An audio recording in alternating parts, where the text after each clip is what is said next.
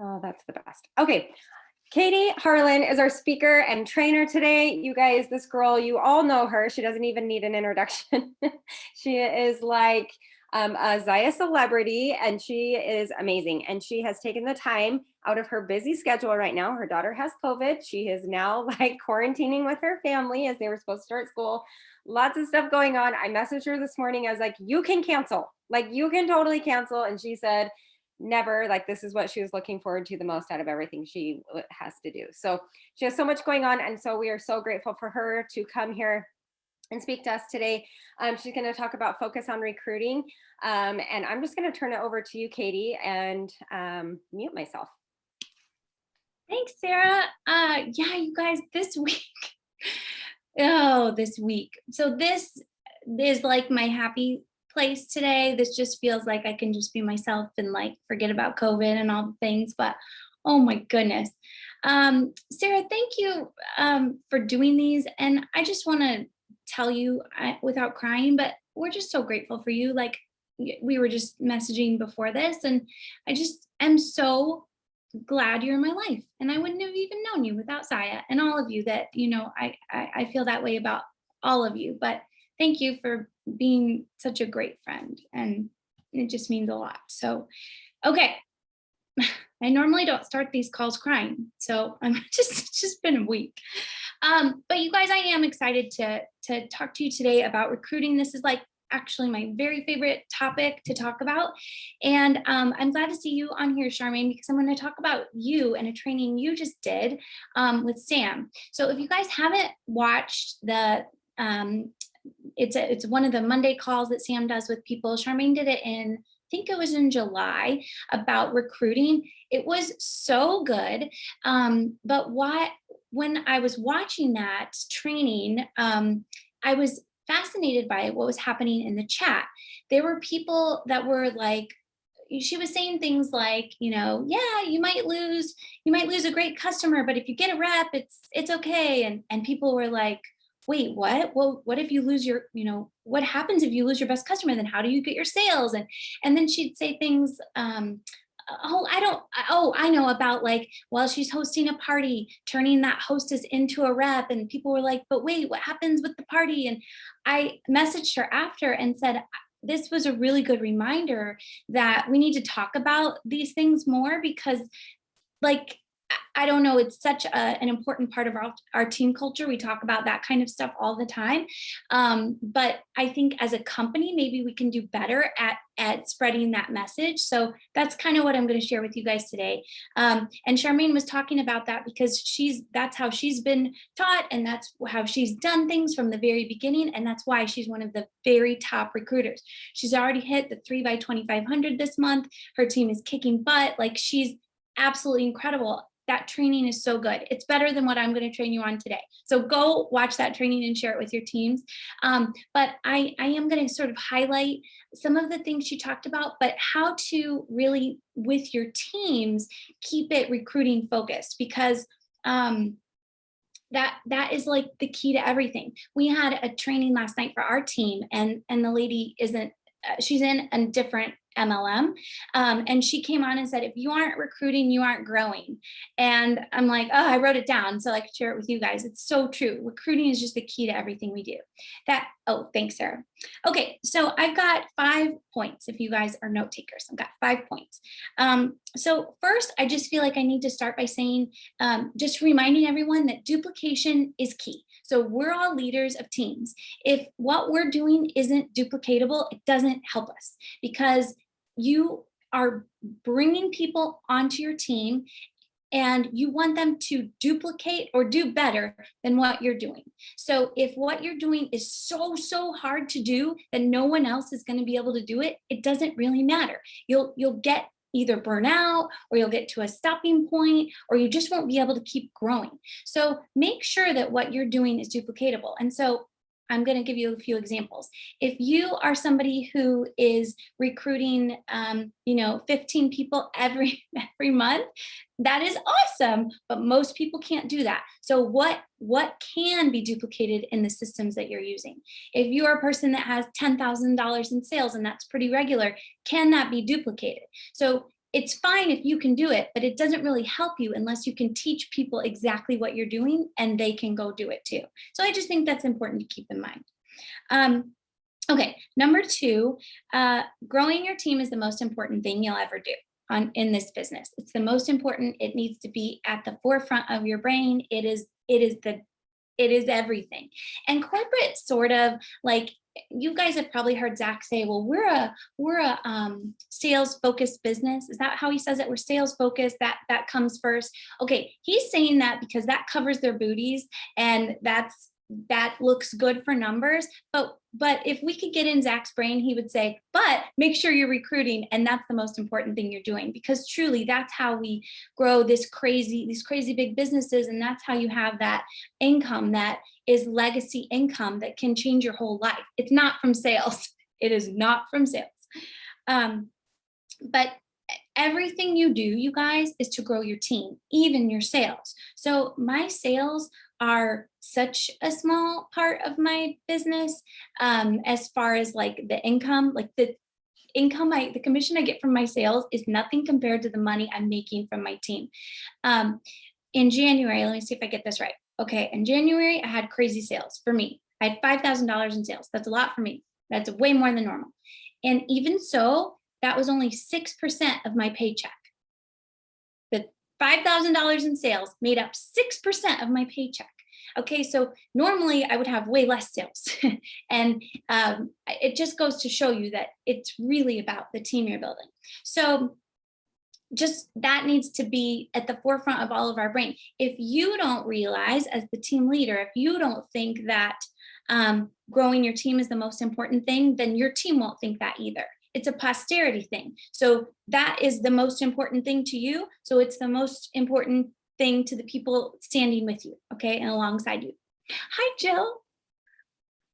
You're so cute. Sometime will you unmute and let me hear your voice? That would just make me so happy. Okay, later. Okay. Okay, so it's kind of like, I'm sure you guys have heard this a million times, but like what you focus on is what grows. So if you know that recruiting is really important and that's what you focus on, that's what's going to get better. If you're driving down the road and you're looking for yellow cars, you see yellow cars, right? So just make sure that it is something that that's always at the forefront of your brain. And even to go a little bit further, this old dog cannot be away from me. I might have to let him in. To go even a little bit further, it's what you talk about with your team the most often. So as a little example, our team, Zion Faya, we don't do a lot of calls just about how to improve your sales. And I'm not saying that's not helpful. It's just not where we want their focus to be. So the more the things that we really are talking about mostly and rewarding and recognizing are really about growing your team. So yes, sales are great, but really we're like, oh, you did great for sales. But then we're like, you signed a new rep. You know what I mean? There's a difference. So, we want to make everybody feel loved and encouraged. But you guys are leaders. You understand the inner workings of this. Let my dog in. Oh, he's gone. And he's not there. Okay. Number 3. I think this one is my favorite point of all of these. Abundance mindset is really, really important here for this whole recruiting focused thing. And here's why, and I'll give a few examples. As a leader, you might end up giving reps to other reps in order to grow your organization. And that is good and okay. And here's what I mean by that. So let's say you're hosting a party for someone and someone in the party messages you about joining or is interested in joining. What is a really, really smart strategy there? To message the rep and say, hey, someone in your party is interested in joining as a rep, if you join, you already have your first team member. That is incredible.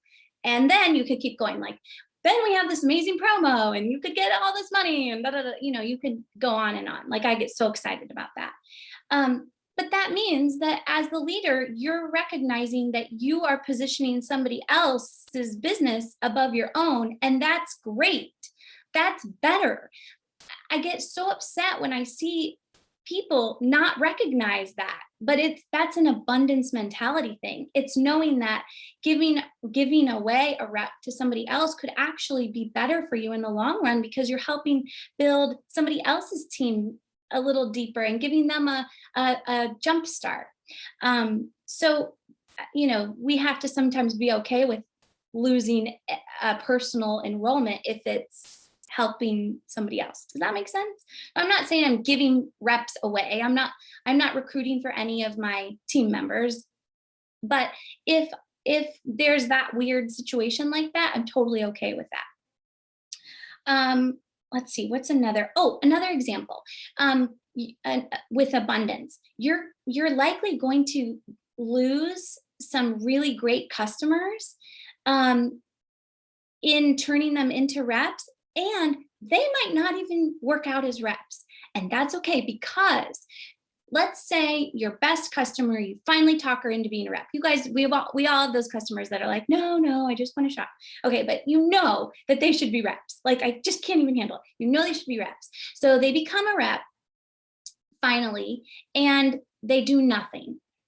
And you're like, well, that was dumb. But it's not dumb because maybe now she has a customer. Maybe it's just one person that buys from her that gets that this is a business opportunity, and you wouldn't have really had that connection unless she signed up as a rep. So do you know what I mean? It's like it's abundance mentality, but it's also smart business, and it's also having a long-term view.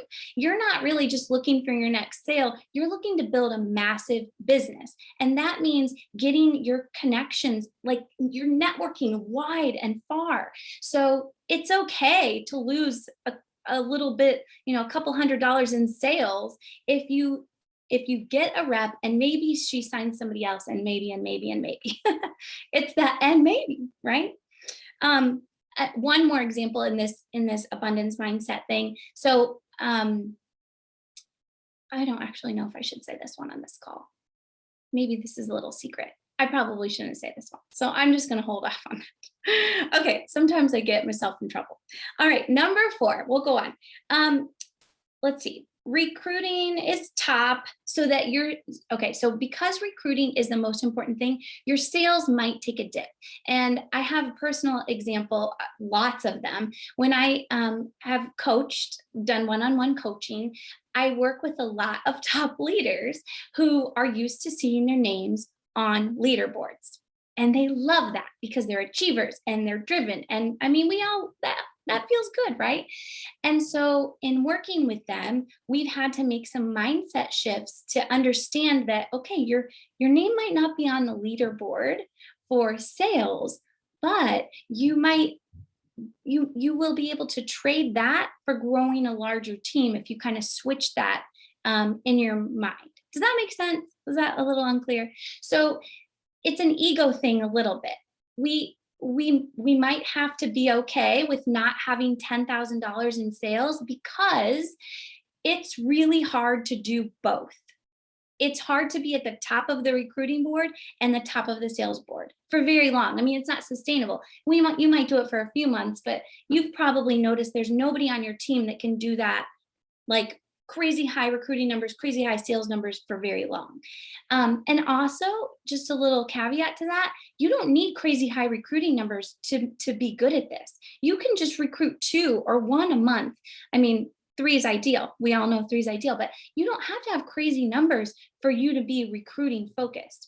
I just want you to understand that, and not for you to understand, but more for you to teach your teams that your sales might have to take a dip, because how can you run, 10 parties a month and be a great recruiter unless in all of those parties, you're really, really, really, really pushing the recruiting. But in my experience, the people that are having all those parties are really focused on the sales. They love those sales. They love that hit, that dopamine hit. But we want to teach them to love the recruiting hit just as much, if not more, because that's really what's going to grow your team. And I know it's hard because it looks like, it looks like your paycheck will be smaller because your sales are smaller, but it is so not true. It is not even a little bit true. Okay, I have one more, and then if you guys have questions, type them in and I'll pull that chat up at the end. This is short and sweet. Okay. What you focus on is what your team focuses on. So I kind of hit on that earlier, but if you are constantly talking about recruiting, then they will talk about and think about recruiting, and they will share that with your teams. So it really does kind of cascade down from you as the team leader. If that is the thing that they see you talking about in your stories, that's what they'll put in their stories. If that's the thing that they see you promoting and training on, that's what they realize is important. If that's what they see you, rewarding and recognizing, that's what they think is important. And so I just really feel passionately that as leaders, we want to make sure that they know that that's the most important thing. Because it really is. It's what will change your life more than sales a million times over. Okay, let's see. That's tough. Yes, I agree. You're right. You do get reps from parties. I'm not saying don't host parties. I'm saying host parties only with the goal to get reps. Like the sales are fine. Whatever. We can get sales from our cat. You could sell leggings like. You can make a sale anywhere, but you're hosting parties to get reps, and maybe that's the message that we need to really be better about sharing.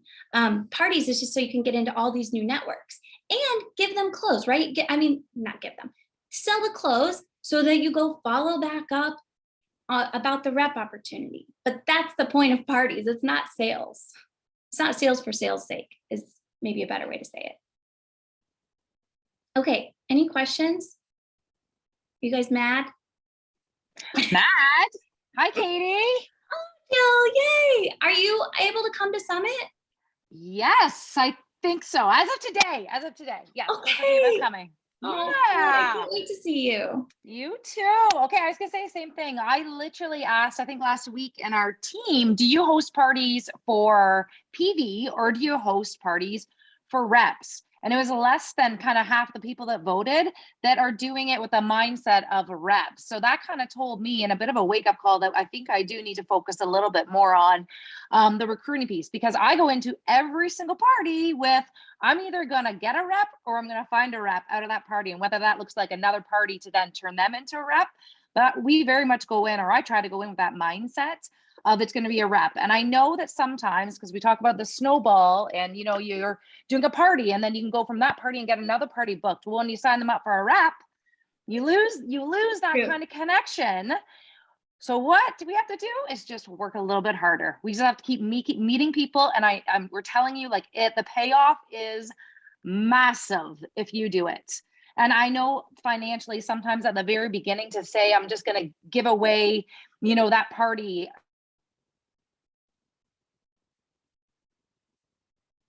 You there, Jill? Customer. So it doesn't always happen, when you're a brand new rep, but eventually that big mindset needs to come in if you want to keep going and growing. I totally agree, Katie, with everything you've said. Awesome. You're right, though. When you're new, it is hard. It's like, it's a little bit hard. So personally, I usually don't talk to my reps too much about that massive recruiting piece until after a month or so when they've had a party, and then it kind of changes a bit. But yeah, it is a little bit hard at the beginning. It's you kind of have to just trust a little bit, just trust me. I love it. I love everything you said too. I have a question for you though. So I know that you said that you and your team and your shout outs and all that, you want to make sure that you're focused on recruiting. So do you do something different for your team when you are doing a shout out for recruiting versus a PV shout out? Could you share with us about that maybe, Katie? So we do a top 10 producers, but we don't list their numbers. So that's kind of my first thing. Like, I don't really want people to even see their numbers in a way. I bet some of you don't agree with that, and that's okay. We do not have to all agree. But then for the recruiting one, we do like their pictures. Like our top producers have their pictures. So Okay. It's a subtle difference. Yeah, no, I like that. Okay. Yeah. So then it's actually a face. So there, it's a big shout out. Okay. No, that's awesome. Thank you. And we also send like little note cards to the top recruiters. Like we used to send little gifts, and then we felt like nobody was saying thank you. And I'm like, hello, who gets a gift that doesn't say thank you? But so we kind of stopped doing gifts, but we do send cards to the top recruiters, and we don't for the producers. Okay. Gotcha. And you said most of your training and stuff is on recruiting. I would say so. We do some other Really diving into.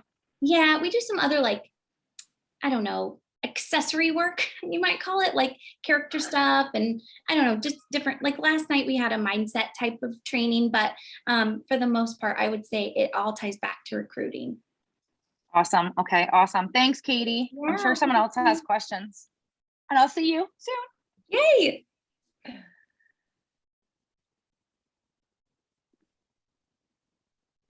Anybody else?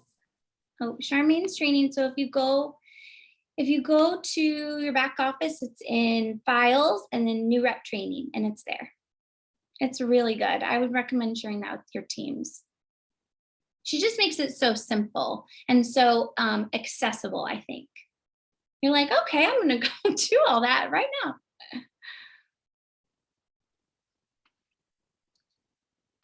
I found it the other day, Courtney. It's towards the bottom. It might even be under Sam's calls or something like that. It's kind of towards the bottom. A few like new rep training, Sam's new rep training. I can't remember, and it'll come up with a PDF with a link to everybody's calls as well. I loved that, Katie. Everyone keep putting your questions here too. Who trained your team last night is somebody I was on a call with yesterday. Her name is Nicole. And something that I love that you said is if you're not recruiting, you're not growing. Like she was like, period. She's been in Melaleuca for 20 years. And I was just looking at her and she's like, you're going to go through times of like high recruitment and low recruitment. But I can tell you, if you are not recruiting, you will not grow. And something else that she said that I think we have to remember as leaders is sometimes it can be frustrating. I think as leaders, we can all kind of be here and it's like, I've taught you everything I know. Why are you not going out and doing what I've just taught you? Or do you know what I mean? Like all the time, whatever, like we all kind of go up and down. But what she said was, your team is not responsible to grow your business. And I was like, and I just think as leaders, it's like, hello, like, of course they're not. And we know that. We're like, oh, I'm working alongside them, but it is not their responsibility to grow your business. And if they are going to be, what do I want to say? If you're recruiting, you're growing your business, you're taking that charge instead of like, I don't know. So if your team's not recruiting and growing their own businesses, are you recruiting and growing yours? So it goes back to what you said, where your focus is where their focus is. Whether they know how many you've recruited or they don't, they know what you're focusing on. They're seeing your posts, they're seeing you do those actions, or they're seeing you not do those actions. And so anyway, I just love that. If you're not recruiting, you're not growing, and then take charge of your own business. Not, I signed up all these people, now why aren't they recruiting? It's like, yeah, it's actually not their job to keep your business going. It's your job. So I love that. That is really powerful. And also one thing that she said was,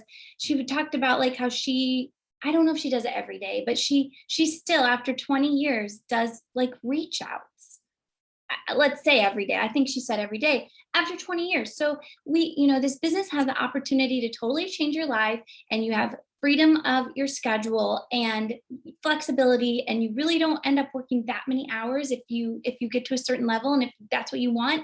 But it isn't for nothing. You still have to work, and that work is in doing the recruiting and growing your team. Really, that's kind of the work. So we never like get to a place where we get to just like phone it in, or your business kind of starts to crumble. It is up to us to keep that going. So I thought that was a good reminder too. Yes, absolutely. We had somebody on our call ask her, like, I feel tired. I don't know. She was in a different company, But she was like, I feel tired. I just don't feel like the money's that motivating. My husband got a raise and blah, blah, blah. And she said, at what point do you feel like you can take a break? And she goes, if I'm signed somebody up and they want to be a 6-figure earner, it is my responsibility to keep showing up in my business and helping that person instead of just like, well, I'm out, right? Like we still have to show up for the people that we have signed up, and whether they're brand new or they've been here for a long time, we still need to provide that connection, not necessarily day in, day out, like, how are you doing? How are you doing? But like that connection and that support, even as we kind of go through those ups and downs, like just taking time off is a bonus, like you said, of this business. But at the same time, we do have a responsibility to our team. So I love that too. Not that any of us are there yet, but in the future when we're feeling that way. Anyway, anybody else have any comments, questions, things you want to say, unmute, whatever, all the things? I don't think so. Okay, Katie, do you have anything else you want to add or whatever? I didn't want to cut you off. No, I'm just so excited to see everybody at Summit. It'll feel really great to be back together, and can't wait to see you guys. Thanks for having me today. No, that was so good. Thank you so much. And it was so good to see your face. Now go take a nap or something. Okay. In your COVID house. That's so hard. Sounds so good. I can't wait to go back out there, really. Just play in your office for a little bit longer. All right. Thank you, Katie. All right. Bye, guys.